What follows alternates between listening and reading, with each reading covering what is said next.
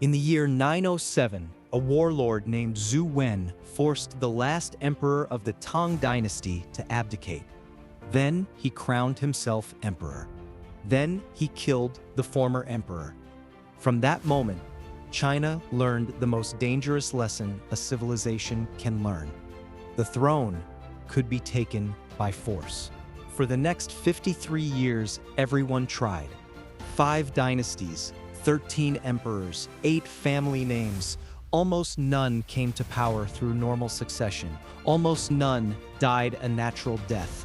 This was the most chaotic half-century in Chinese history. Not because it was the bloodiest, but because it was the most lawless. How lawless?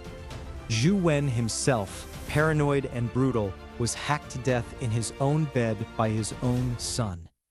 The founding emperor of the later Tang, Li Kansu, was killed in a mutiny led by men he trusted most. The last emperor of the later Jin, Shi Changgi, was captured by the Khitan and dragged to the northern steppe, never to return.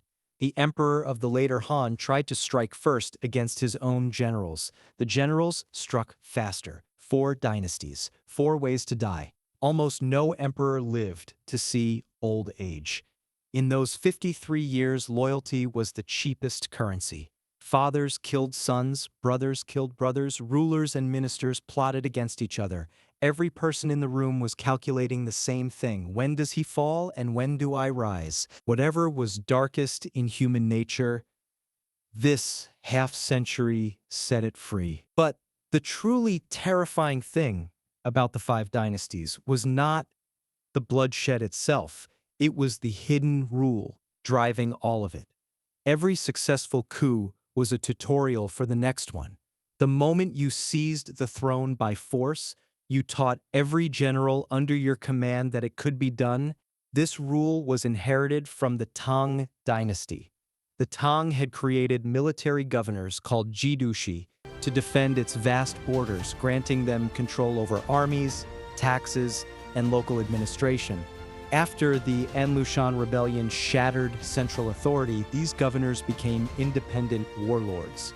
The Tang fell, but the rule it created did not. Whoever had the biggest fist became emperor. This was not chaos caused by one man's ambition, it was a self-replicating program, a system that rewarded rebellion and punished loyalty. That is why 53 years of turmoil produced no shortage of talent, yet not a single person could stabilize the throne. The problem was never the person sitting in the chair. It was the rules of the chair itself. 2 stories show the killing power of this rule better than any summary. Li Kansu was the finest military mind of his generation. He rode into battle at 15 alongside his father.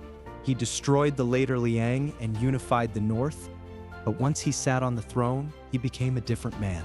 He built a stage inside his palace. He painted his face thick with grease and powder, dressed in costume, and performed opera in front of his own court. He gave himself a stage name, Li Tiangxia, meaning Li who owns the world. The actors in his troupe became his closest companions. They were given official titles and walked into court meetings as if they were ministers, while real generals and advisors were pushed aside.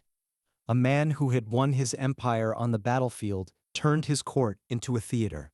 The actors and their allies eventually triggered a mutiny that consumed him. The greatest warrior of his age did not fall to an enemy's blade.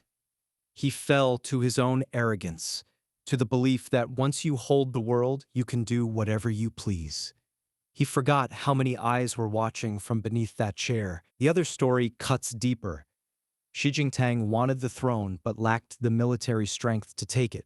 So he made a deal that would be cursed for 1,000 years. He asked the Khitan Empire to the north for soldiers. The price was 2 things. First, he handed over the 16 prefectures of Yan and Yun, a strip of territory stretching from modern Beijing to Datong, the entire northern shield that had protected China's heartland from steppe cavalry. Once it was gone, nomadic horsemen could ride straight into the central plain with nothing in their way. Second, according to historical records, he addressed the Khitan emperor a man more than a decade younger than himself, as Father Emperor, and called himself Son Emperor. In a culture where the emperor was supposed to be the son of heaven, he made himself someone else's son. He got his throne, but the wound of those 16 prefectures never healed. From the later Jin, through the northern Song, to the southern Song, 400 years passed and no Chinese dynasty ever took them back. He was not unaware of the price, he simply did not care. The chair mattered more than everyone behind him. In the year 960, a child emperor sat on the throne of the later Zhou. The commander of the imperial guard, Zhao Kuangyin, was sent north to repel a Khitan invasion. On the road, at Chenqiao Station, his soldiers draped a yellow robe over his shoulders and declared him emperor. Another coup, another new dynasty. This scene had played out too many times in the last 53 years to surprise anyone. But Zhao Kuangyin was different from every man who had come before him. He could see exactly where his own road led, because he himself was a product of this very system. He had personally taken the throne from an orphan and a widow. He knew better than anyone that what he did today, any general under his command could do tomorrow. So he did something no one in 53 years had done. He did not execute his rivals. He did not dismantle their armies by force. He invited them to dinner. He gathered his most powerful generals, men like Shishuxin and Gao Huaide, who commanded the empire's strongest armies, and poured them wine. After a few rounds, he let out a sigh. Ever since I became emperor, he said, I haven't slept a single night in peace. The generals were puzzled. You are the son of heaven. What could possibly trouble you? He looked at them. This chair, who doesn't want to sit in it?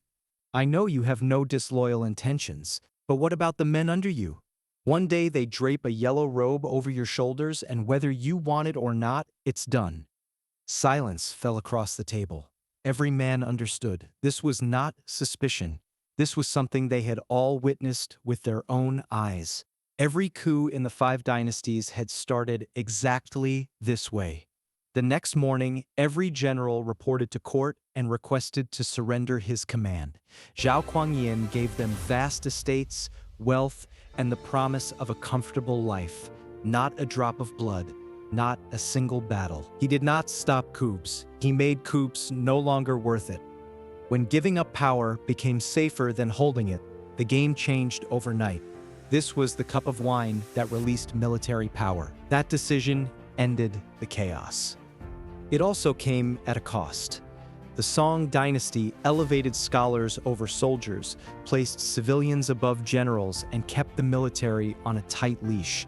It became the wealthiest dynasty in Chinese history and the one least capable of defending itself. The 16 prefectures that Tang had sold were never recovered. The Tang dynasty built a machine to guard its borders. That machine tore China apart for 53 years.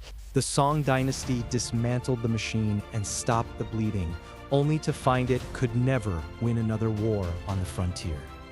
History never offers the right answer. It only asks one question: which mistake are you willing to pay for?